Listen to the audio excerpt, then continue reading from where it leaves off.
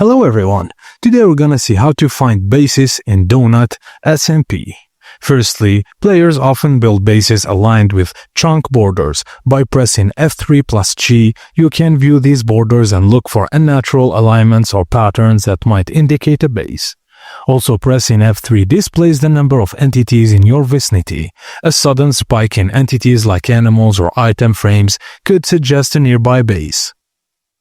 You can also use Shift plus F3, which brings up a pie chart showing game performance metrics. A significant presence of block entities like chests or furnaces in the chart may hint at hidden bases. And finally, look for irregularities on the surface, such as in natural terrain formations, which might indicate underground structures. While some players discuss using modified clients or exploits to locate bases, it's essential to note that such methods can violate server rules and result in bans. For instance, discussions on Reddit mention clients that spoof player positions to render hidden structures. So be careful.